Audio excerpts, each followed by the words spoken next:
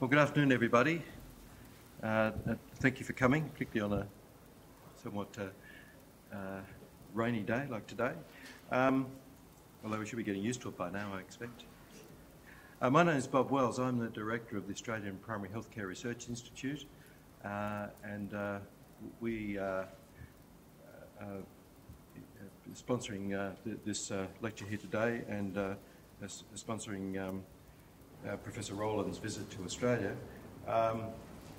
The Australian Primary Healthcare Research Institute is an ANU centre which is funded through a grant from the Department of Health and Ageing to undertake and to commission research related to health system improvement and reform in particularly in the primary healthcare sector. So acknowledge that grant from the department.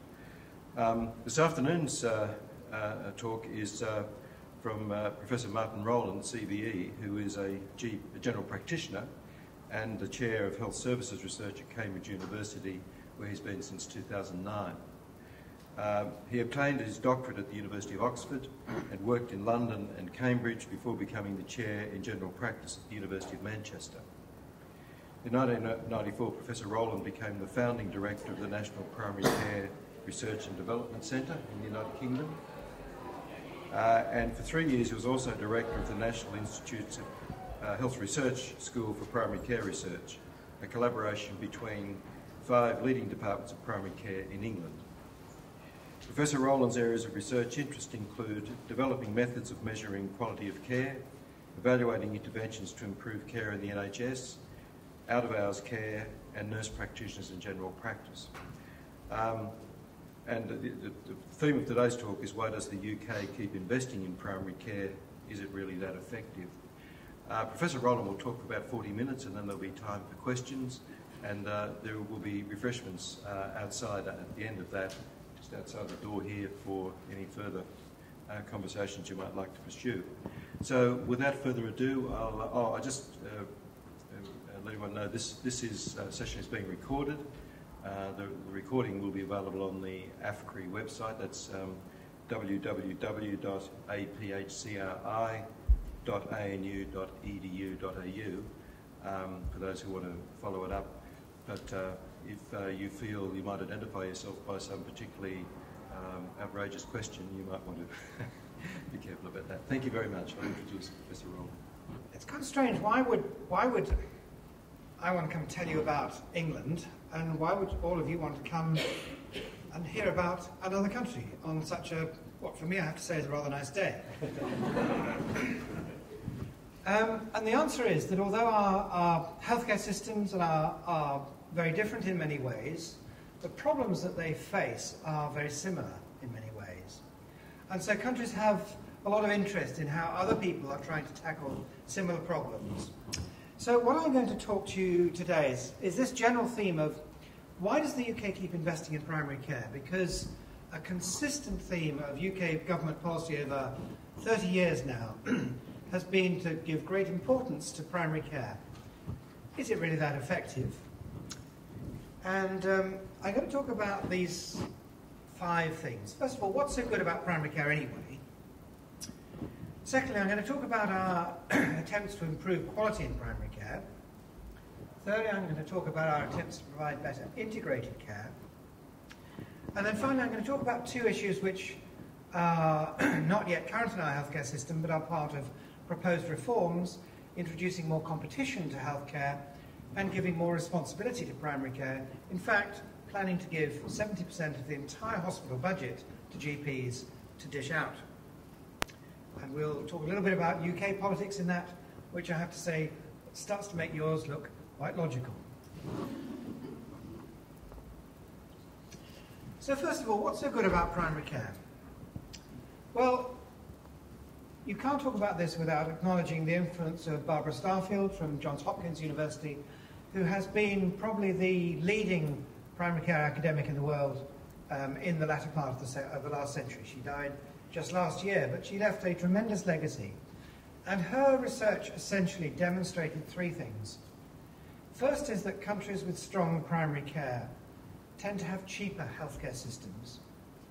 Second, countries with strong primary care tend to have more equitable provision of healthcare. And third, countries with strong primary care have better health outcomes. Now, Barbara, during her life, very much used this to rail against the United States, our own country, as having the most expensive healthcare system in the world, which was not only provided very inequitable care, but had rather poor health outcomes. But the general thesis that if you're a funder, you get good value for money from investing in primary care is one which is widely accepted. Now, this might seem to be a slightly odd slide to put in next, because this is coronary heart disease mortality in the United Kingdom from 1984 to 2008. And it shows exactly the same as you would see in Australia, a major reduction in deaths from heart disease. Now, what's that got to do with primary care? Does your doctor stop you dying from heart disease? Or is that the cardiologist or the coronary care unit does that? And I think if you went back 30 years, the simple answer to this question would have been no. This is not evidence of the impact of primary care. But let me read you a quotation from a leading UK academic in primary care who wrote a few years ago, traditionally a tidy division of roles meant primary care provided a personal, caring and supportive service for the majority, whilst hospitals provided life-saving care for the minority. And the greatest potential for saving lives has now become decentralised and lies in primary, not secondary care. And what this quotation articulates is a major change over the last 15 or 20 years in what primary care does. So not only is primary care responsible for a substantial amount of screening for chronic disease and ill health of the population, but also now responsible for the management of major chronic diseases such as heart failure, hypertension, diabetes, that used to be the preserve of the hospital specialist. And so there has been a major change in which primary care is now making a major contribution to life and quality of life at all levels. But let's not be complacent. This is a book published by the Institute of Medicine in the United States, and the title indicates a huge gap between the quality of care that we could provide for our patients and the quality of care that we actually provide for our patients. Now, this is not a book about primary care. This is a book about medical care as a whole. Because wherever you look in the world, in whatever specialty you look, you find a big gap between what we could provide for patients and what we do provide.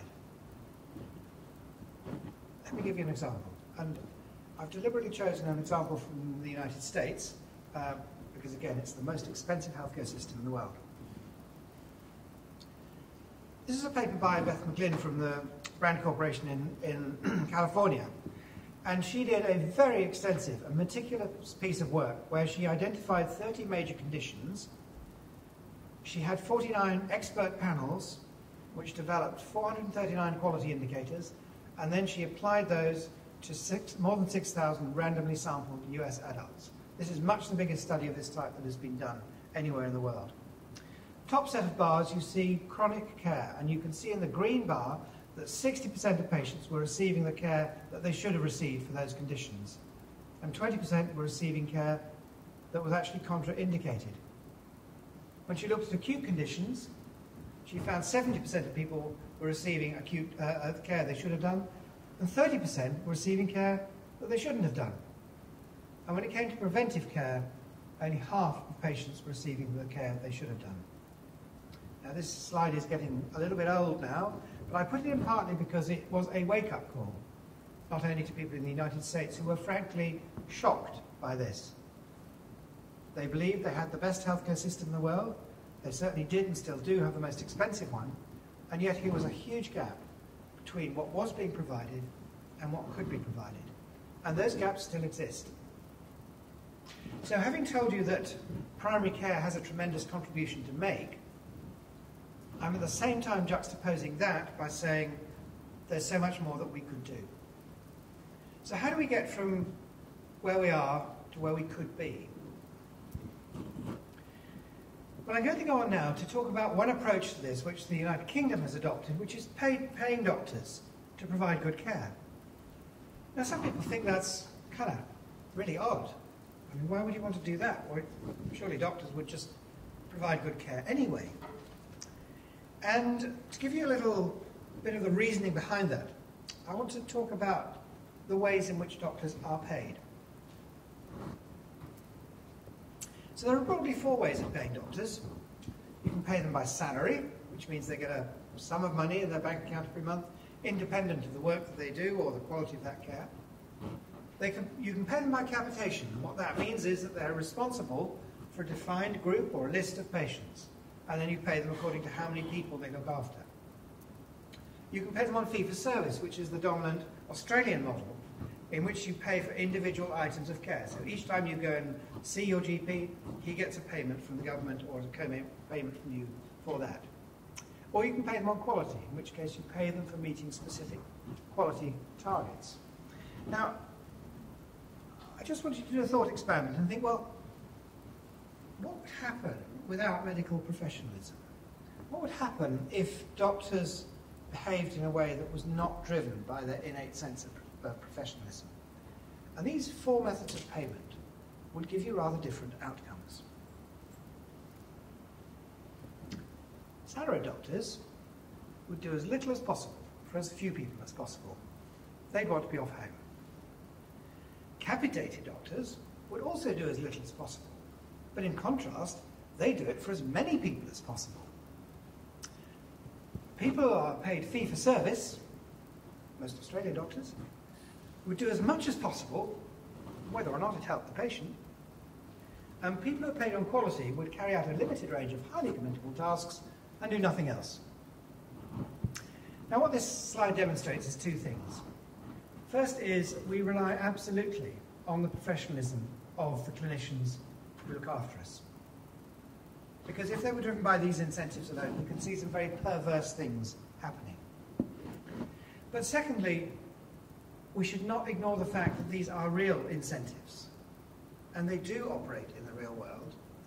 And what most countries in the world now recognize is that to provide care in sufficient volume for the whole population at high quality needs a payment system that provides a blend between these approaches.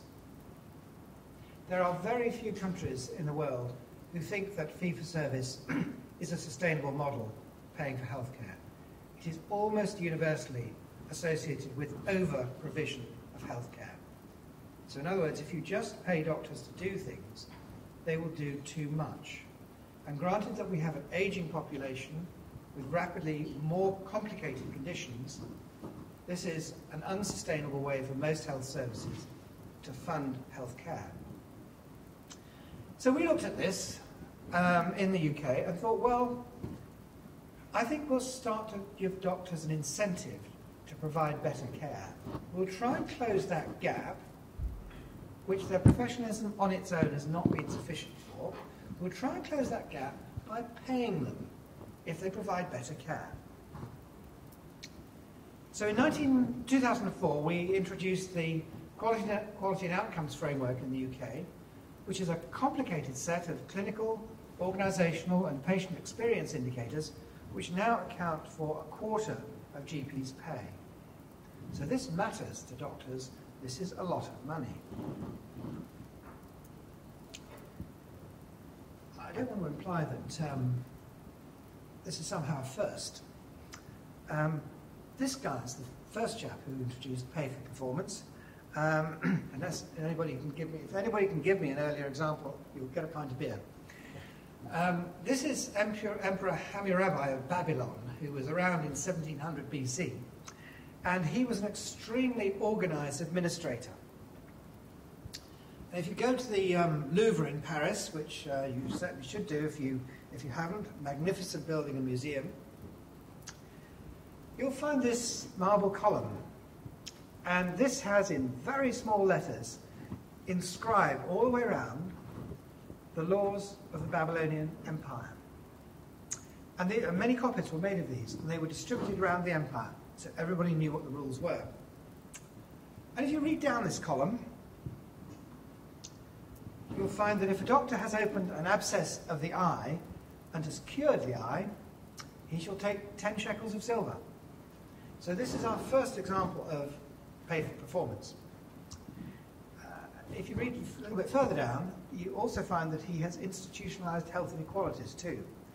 Because you'll find that if the doctor has cured an abscess of a merchant, he gets 4 shekels, and if he's cured the abscess of a slave, he only gets 1 shekel.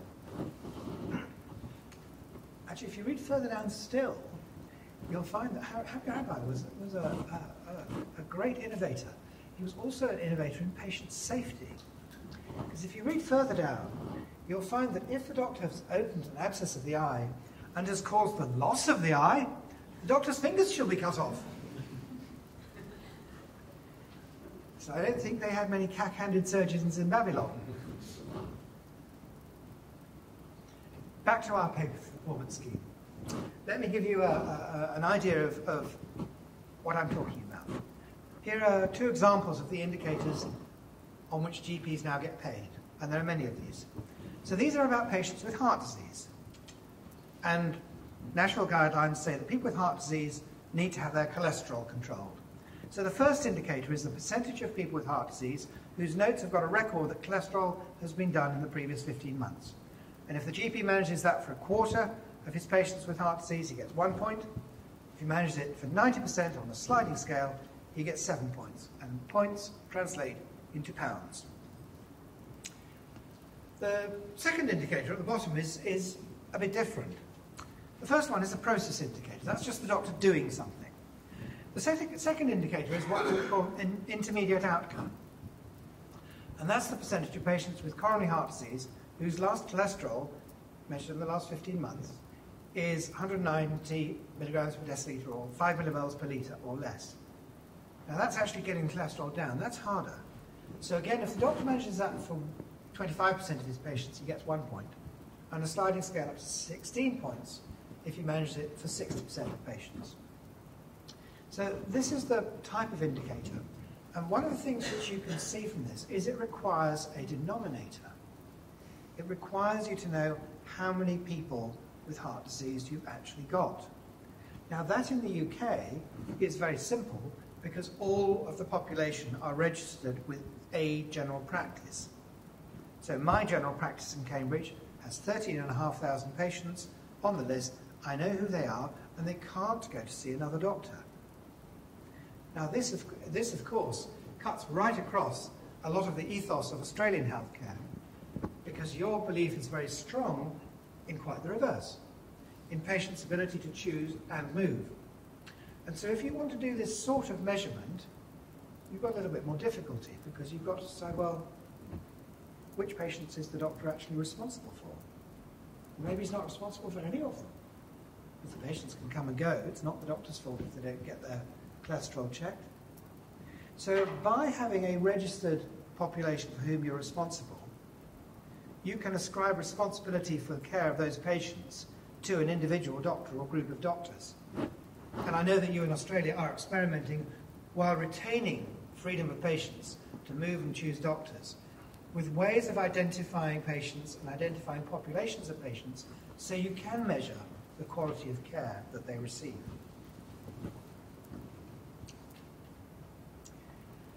This is a list of conditions that are included in our pay for performance scheme, and the text is rather small because there are rather a lot of them. But they include most of the major, chronic and disabling conditions.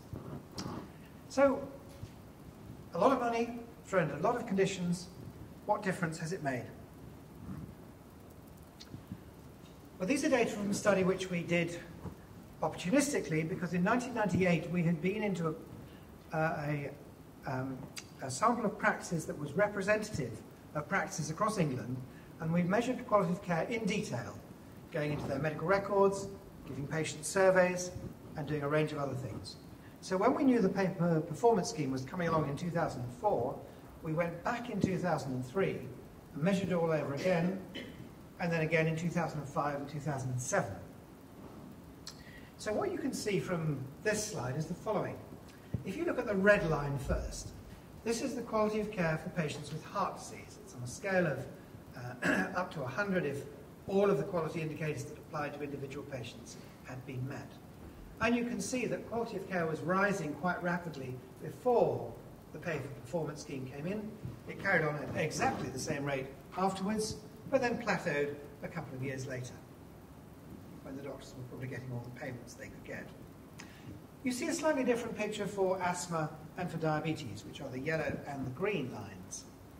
There you can see that quality of care was indeed improving before the pay for performance scheme came in, but the rate of improvement increased, the slope of the lines increased before they too plateaued. So what we conclude from this is that the financial incentives made a little difference, which is not very exciting, but it's true. If, however, we look over that whole period, and here's two examples of indicators that are likely to be important ones related to health outcome, we see big changes. So from the beginning of the period we studied, 1998 to 2007, the proportion of patients with heart disease whose blood pressure was well controlled rose from 48% to 83%, and the proportion of patients whose cholesterol was controlled rose from 17% to 80%. Now these are huge differences. Across the whole healthcare system, there are very few countries who've achieved this sort of change over that period. So granted it wasn't all due to financial incentives, what were we doing? Well, the literature on quality improvement shows very clearly. First of all, it shows that it's very difficult to change quality of care. Improving quality of care is not easy. Most things don't work very much, but what does work is multiple interventions sustained over time. And what we had done in the UK was to develop national guidelines for major chronic diseases, to develop an overarching system of quality improvement, which we call clinical governance, to have regular audit and feedback, to publicly report information on quality of care, to have annual appraisal for all doctors working for the National Health Service, to enhance and encourage the role of opinion leaders, and last but not least, financial incentives. And those things together have made major differences to the quality of care we provide for our patients. So if I draw an overall conclusion from our work on financial incentives, is that quality of care was already improving, and that the additional financial incentives resulted in some increase in the rate of improvement. But we did have some unintended consequences. So here's one which is perhaps the most obvious one. When the financial incentive scheme was brought in, one of the things which people had difficulty was getting to see the doctor. People sometimes had to wait a week or even 2 weeks to see the GP. So we introduced an indicator that gave an additional payment to practices where patients could book to see the doctor within 48 hours. Sounded a good idea at the time. And what the doctors did was to respond to this with a scheme which in the United States is sometimes called advanced access, and offer unlimited appointments on the day. So anybody who phoned up on the day could be seen. But they severely limited people's ability to book ahead. So as a consequence, people couldn't book ahead and could often only book on the day. Now, for those of you who have busy lives, if you want to go and get your regular blood pressure check and you're told by your doctor, ring up at 8:30 on the day you want to come and we'll give you an appointment sometime that day, you would have said, thanks, but no thanks. So we have a very nice example of a paradox that the target was met and the GPs were paid, but paradoxically people found it harder to get to see the doctor. So you mustn't forget, whether you are talking about financial or other incentives, that incentives can always have unexpected consequences. So if I summarize the work on financial incentives, I think financial incentives are fully justified to cover the additional costs of providing good care. There's no reason why doctors should be out of pocket for providing good care. So in our previous payment system, which was largely capitation, in other words, I was paid in relation, or my GP colleagues were paid in relation to the number of patients on their list, if they wanted to hire an extra nurse or a physiotherapist in their practice to improve care for their patients, then the profits of the practice were reduced and they took home less money. And that somehow didn't kind of seem quite fair. So I think there is a clear justification for paying for the costs of improved care. They are not a magic bullet as far as quality improvement is concerned, and so far as possible, financial or other incentives must be aligned with the professional incentives that those clinicians have, because then you are least likely to get unexpected consequences if you're incentivizing doctors to do things that they broadly want to be doing anyway. I think this work in the UK shows the importance of a population base and, in passing, electronic medical records, because these data are, the data for payments for quality are extracted automatically from doctors' electronic medical records. And so if they haven't got electronic medical records, they're not eligible for these payments, which make up 25% of salary. So if I was to tell you that the penetration of electronic medical record is about 100% in England, you wouldn't be very surprised. But finally, a word about reputational incentives, because we publish all these data on quality of care.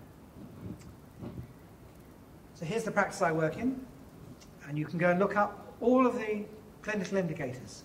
Ones I've showed you here are for coronary heart disease and show that for 90% of our patients we get blood pressure taken each year, and for 90.5% of patients we get good control of blood pressure for those patients. And we do patient surveys too. We actually, in England, we have been surveying 5.5 million people a year in order to have enough patients in each practice to characterize each practice in terms of what their patients think of their care. And again, you can look up every question in the questionnaire on the web. So here again is my practice, and this is a question about when you last saw your doctor at your GP surgery, how good was the doctor at giving you enough time? So we make data widely available. Our politicians say that so that people should have choice. I don't know if your politicians believe in choice. Ours certainly do. But they have completely misunderstood the economic model that is operating here. Because the evidence shows very clearly that when you put information on quality of care into the public domain, the public largely ignore it. The providers take action, because nobody likes to be second best. Doctors don't like to think that the practice down the road is providing better care than they're providing. So putting information in the public domain is a stimulus to the professionals to change the work they're doing. Now, I'd like to go on to providing integrated care. And our population is aging, they're getting more and more chronic conditions, and we have healthcare systems that in many ways are becoming more specialized and potentially providing more fragmented care. So many countries, and yours included, in fact Australia has led the way in trying to provide better coordinated care, are trying to find ways of doing this. We have recently evaluated a major national initiative to try and improve care and provide better integrated care, particularly for frail elderly people. And what we found was, and I'm going to skip through these slides quickly, is that the staff thought things were going pretty well. They worked more closely with their colleagues, they communicated better with other organisations, had more interesting jobs, and they thought care for patients was improving. Indeed, some of the things they were doing were. Patients were more likely to get care plans, had better follow-up arrangements when they were leaving hospital and so forth. But the patients didn't actually really like it. They were less likely to see the GP they were preferred, less likely to see the nurse they preferred, found they were less involved in decisions about their care, and thought the GPs were less good at listening to them, and indeed social services were less likely to take their opinions into account. So it was like we had imposed a model of, a professionalised model of care, if you like, that was not necessarily what patients were looking for.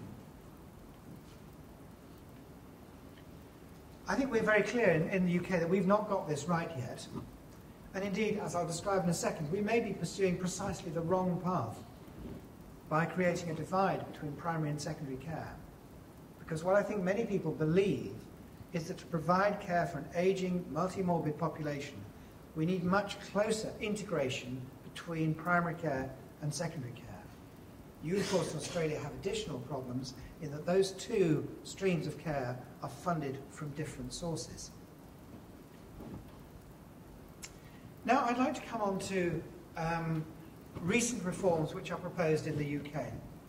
And I'm going to start talking about competition, and then I'm going to talk about giving the money to the GPs.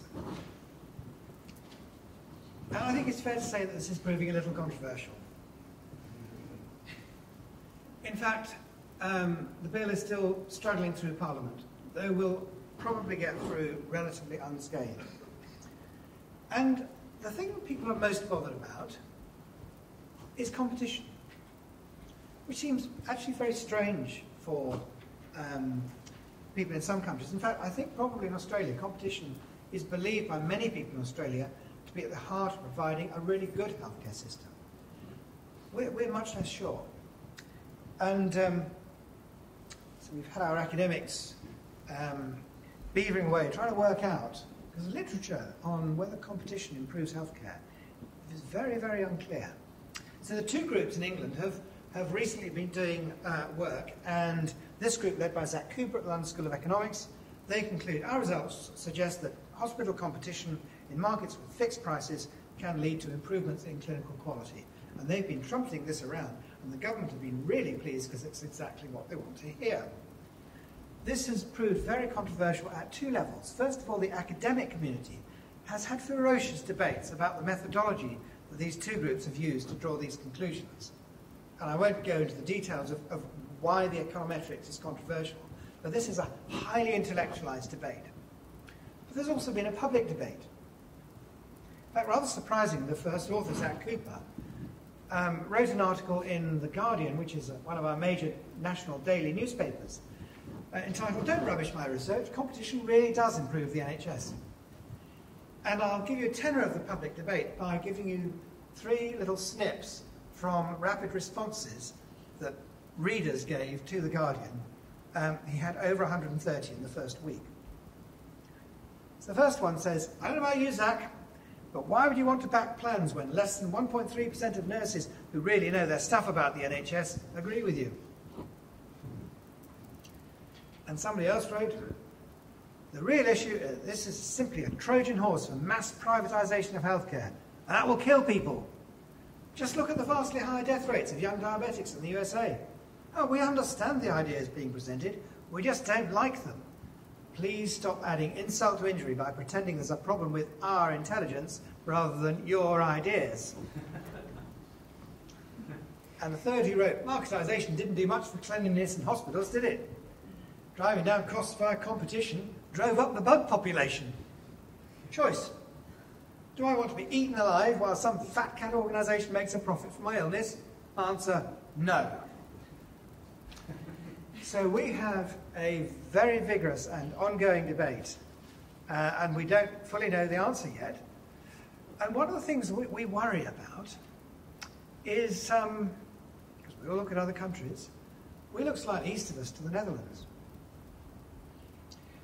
And the question is this.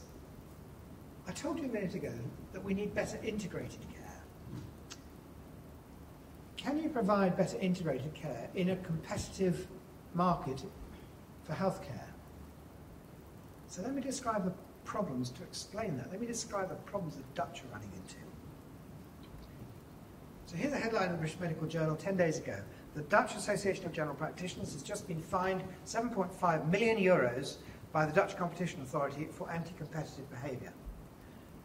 Now, the thing they've actually been fined for is around distribution of GPs, but they're also under heavy fire from the Competition Authority for an activity which the Dutch Competition Authority believes is illegal.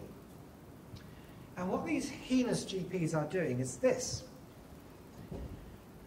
They're talking to their local specialists about how to provide better joined-up care for frail older people so that they can be looked after in the community without having to go into hospital when they get sick.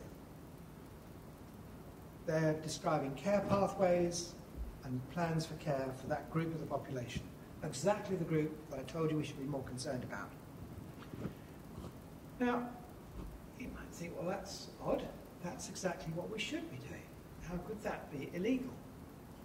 Well, the answer is that it looks as if it breaches EU competition law because it removes a level playing field on which other providers who might wish to provide those services are disadvantaged because the GPs are already in cahoots with one group of doctors. So there is very real concern that actually competition may not be compatible with integration. And so there is a real challenge for us all in how we fund our healthcare systems to provide care that is truly joined up for our populations. The final thing that I'm going to talk about that we're going to do is we're going to give more responsibility to primary care. But we're doing more than giving more responsibility. We're going to give primary care the money for almost the entire healthcare system and get them to divvy it up. So we're going to give groups of GPs the budget for hospital care and invite them to purchase care on behalf of their patients from hospitals. Now the logic is actually quite simple. What our Minister of Health says, well, we've had administrative organisations who've done this task in the past and divvied money up between hospitals, but they don't seem to do it very well. Surely it's the doctors who know best. So doctors know their patients and know what they need. Let's give the money to the doctors. We're not talking about small sums here. The group of doctors that I am part of, and it is admittedly the largest grouping in the country, Cambridgeshire and Peterborough, our budget will be just under £1 billion a year. So this is serious money that the GPs are being given responsibility for. Now, there's a little bit of history around this in that we've done it before. In 1990, we started what we call a purchaser-provider split, where hospital care is purchased by somebody and funded by somebody else. And that's the case in most countries. It may be an insurance company, it may be a government body or whatever. And in the early 90s, the then Conservative government experimented with giving GPs responsibility for part of the money. Same idea. GPs know their patients well, and they're also quite entrepreneurial small businessmen.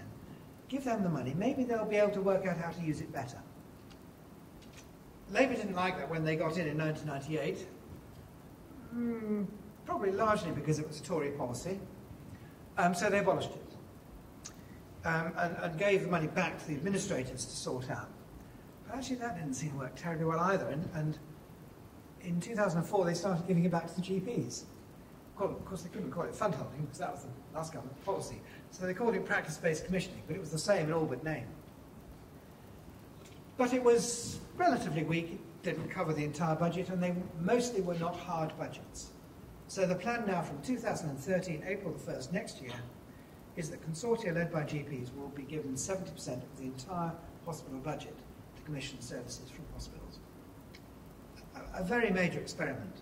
And I would love to come back to you in 3 years' time and tell you how it's working. Except 3 years won't be long enough, will it? Because a major change like this will take more than 3 years to bed in. So I think we'd only be seeing the problems in 3 years. So I'd have to come back in 7 or 8 years' time and tell you how it's working. And all I require for that is another invitation from Bob, which is highly likely, and consistency of health policy over 8 years in England, which is highly unlikely. So what have we learned? Primary care is still seen in our country as key to providing high-quality, cost-effective health care, and a population base to measure performance is critical. Measures to improve quality have been effective, but no country should affect quick solutions. And financial incentives do have a role, and payment systems have a role too. I think everybody has to be aware that payment systems and incentives can always have unexpected consequences, and trying to avoid incentives that clash is critical, and in particular trying to make sure that the professional incentives that doctors learn at medical school are aligned with the external incentives such as money that come from outside. And clinical engagement with doctors is critical to the success of most major successful healthcare developments. And if I was talking to an audience of policymakers, which I was this morning at Department of Health and Ageing, this would be my most important message, is that change comes slowly. It is very, very difficult to affect major change in healthcare systems quickly. And the trouble is that our politicians are so impatient. And there's such a risk of a cycle of redisorganisation. That one reorganisation has scarcely had time to bed in before it's changed again. And people underestimate the disruptive effect of reorganisation. So that's my final slide of lessons from the UK, is that successive UK governments, and it has really been the most consistent bit of UK policy, have seen primary care as key to providing high quality, effective cost healthcare. And almost all our reforms have assumed some form of population responsibility, both by payers but also by GPs. So perhaps that will give us just under 20 minutes for a discussion. Thank you.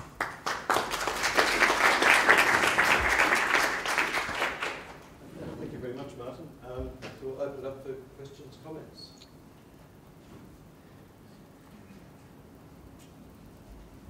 Mario. I recently learned that health or behavioural economists have studied people all over the world and found that if you set up experiments where you pay for performance in cognitive tasks, they get worse. Whereas if you pay for performance in practical tasks like digging ditches, you get better than what you pay. So did you find in your cough studies those disorders that involve procedural did better than the remainder, which is all cognitive? Yeah, to a degree, yes. We did, in that the things which have improved most are recording. So there's a real argument when you do this sort of thing, has care changed at all? Or are the doctors just recording it better? We have also shown quite clear changes in some of the outcomes, in other words, blood pressure control, cholesterol control, etc. But I hadn't come across that before. And are they saying that financial incentives don't affect the behavioural tasks, or that they actually make them worse? Will you send me the reference? I'd love to see it. Ben? Coming back to the fund holding in the 90s, which you basically suggested was wound down for ideological reasons. Given they're moving back in that direction, do you believe that it actually worked in the 1990s, or Yeah. did it not work? The answer is yes. It worked well. It was wound down for ideological reasons, and there were two. One which was a good one, and the other one which wasn't a good one. So the not so good one was just it was the last government's policy, and therefore, you know, it had to be a bad thing. The somewhat sounder ideological reason was that Labour believed that fund holding was increasing health inequalities. And there was some evidence for that, in that fund holding was voluntary. It wasn't something that everybody had to do. Our new scheme is something that everybody will have to do. And on the whole, the practices which were more keen on being involved in fund holding were those in the affluent shires. They were not the practices in difficult, deprived areas. And so the practices which were already operating in better areas managed to get ahead further. They didn't make big changes, but they did make some changes. And some GPs were quite entrepreneurial in saying, we don't have to have our patients waiting X weeks for physiotherapy. We could hire a physiotherapist in our practice. We'll get an extra room. We might even build an extra bit of our building on. And we're able to improve services for patients. But it was patchy. And this is a very different kettle of fish, where we will have the whole budget for hospitals. And yet there is, I sit in a clinical meeting with my colleagues each week, and we talk about, clinical cases and patients we've seen. And the number of times I sit there and think, or we sit there and say, if I was buying care, I wouldn't buy that. I mean, let me just give you just a ridiculous example. In Cambridge, for people with chronic obstructive pulmonary disease, pulmonary rehabilitation is a good thing. Most national guidelines say that people with grade 3 and 4 COPD should have pulmonary rehabilitation. No argument. And we provide community-based pulmonary rehabilitation in Cambridge with 2 pulmonary rehabilitation teams, one of whom is funded by community services, the second of whom is funded by the hospital, and they don't talk to each other. So if I'm buying care, am I going to pay for both those teams? No.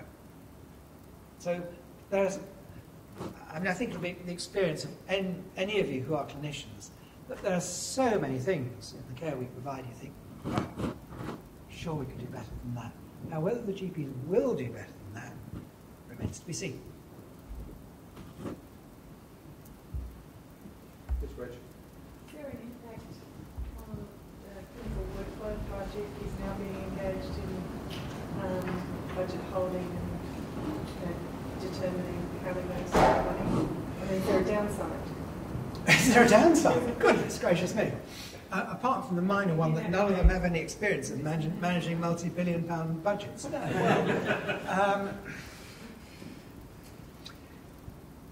Of course, most GPs will not be involved.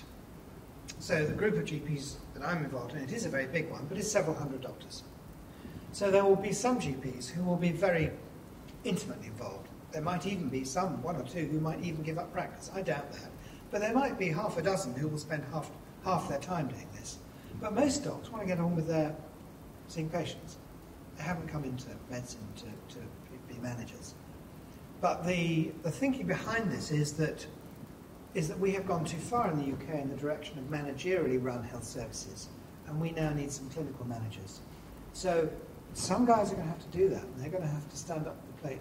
And I think that there will be sufficient. We don't need a huge number, and they of course will need support from managers who they will employ. But that will be a very different relationship from GPs at the moment going along to the commissioning body, which is called the Primary Care Trust, and saying, we really don't like this, we think we should change this. It could be different when the docs are in charge. It could be worse. Yes, just a trivial question actually. Could you tell me what is the difference between the primary care in UK and in Australia? How does the UK's primary care system differ from our Medicare system here? Well, they are both small businessmen. They are technically private businessmen. Both derive almost all their income from the health service. So your GPs get most of their income from the Commonwealth, ours get most of ours from the National Health Service. So they're pretty much tied in. Practices look different. Ours are bigger. And also ours are much more likely to involve other team members. So we have a small number of solo practitioners. Our doctors mostly work in groups of 4 to 5, and maybe in groups of occasionally 15 to even 20. So the practices are bigger, and there is a much higher penetration of nurses. Our doctors can see and find that a very effective way to provide good care, particularly for routine management of chronic conditions, is to employ more nurses to help them. So a typical practice in England might have 4 or 5 doctors and might have 2 or maybe even 3 nurses working very closely alongside those doctors. We don't have nurses working independently. We very much are looking at multidisciplinary teams working together. But what are the other major differences that I should be thinking about? The fee-for-service is... Oh, well, yes, fee-for-service. We have no fee-for-service. Actually, I was thinking about your capitation model. Yes. Where you are saying that if you are paying them by service, and that is what we are grappling with, I think, here in Australia at the moment, where we pay by service to the GPs. Yeah. And there is a very little control on that what we can do, how we can actually monitor, and how we can make sure that they are providing the care or service according to what is required in terms of the threshold for level B consultation, C, so and so forth. And I was wondering if you have a similar kind of system back in UK, and then if you are actually demonstrating some sort of a success there in terms of primary care funding. So how could we, in fact, import that model and perhaps... But that's a hard question for me to answer. But there is a very, very different incentive on the individual doctor. So I actually want my patients to come back as infrequently as possible. You actually want your patients to come back as frequently as possible. So for somebody with well-controlled hypertension, I want to give them as long a prescription as possible. And if I think they don't need their blood pressure checking again for 6 months, I don't want to see them for 6 months. Whereas the incentive is precisely the other way around for an Australian doctor who gets paid each time the patient comes to have their blood pressure checked. So they're very, very different incentives. I've never sat in with an Australian GP, so I don't actually know how actually different it is on the ground. But the incentives are very different. Can I just perhaps add a point? I mean, that's a $64 million question. How can we continue basically essentially a fee-for-service system with some quality outcome measure? We tried to do that, and Ian Craig added to this in the early part of the last decade, around 2000, 2001, by introducing what we call service improvement payments, where doctors, for example, with diabetes, doctors would get a payment if for every time they had HbA1c patients with certain diagnoses. And there were ones for asthma, and there was another one for cervical cancer. Now, certainly that diabetes one was a great success in terms of the number of payments made under the scheme. But there was no way of capturing whether, in fact, that was improving or not improving care. So it just shows that it's very difficult to bring the sort of quality framework that Martin has been talking about, which is you clearly have, well, it hasn't had all the spectacular results, but it's certainly locked in the improvements that were occurring anyway into a system like ours. Murray. Martin, I have worked in the UK with GPs there and I'm GP there. So what's your take on it? There's a difference in the actual consultation between the two countries. In the UK, you have a lot of consultations which are sort of half GP consults here. In other words, you would see a patient and decide on what test to be given, and then maybe not examine the patient in the UK and tell them to come back next time to be examined and comment on the test that they ordered. Whereas here, you can find GPs do the whole lot. And the other difference is there's a lot of repeat prescribing going on in the UK compared to here. Well, that's because we don't want to keep seeing the patient. Yeah. So that's a big issue. And is it inappropriate repeat prescribing? In other words, repeat prescribing means allowing the patient to have a prescription without refill, without seeing the doctor. Now, in your experience, are we giving our patients prescriptions when actually they need to see the doctor? I.e. this is inappropriate reduction of usage, or the other way around, are Australians doctors seeing them when actually they could be getting repeat prescriptions? You can argue either way. There are good pros and cons to both. And do you enjoy practicing more here or there? I enjoy more here. And do you earn more money here or there? No, it's more fun because you have more time and you can discuss things in depth. Yeah. And what intervals do you book at? Sorry? What intervals do you see patients at? Every 15 minutes. Yeah. So most English GPs see people at 10-minute intervals now. So you've got quite a lot more time. I'm interested, I'm a physio by background, a long time ago, and I'm really interested in the two concepts. One, primary care extending beyond the GP centricity, and what that might mean in the UK and how it looks. And also more interested in the move to the rhetoric around person-centred care and patient-empowered care, and how you see that playing out in the next 5 years control of their own care and how they affect it. Yeah. Okay, if I take the first, I think we will see a rapid move towards bigger teams in the community and ancillary health workers, physios, and a range of other practitioners becoming much more closely engaged with what the general practice is doing. And care is going to be centred around the general practice, not necessarily physically, but we're seeing a big move for care to be moved out of hospitals into the community.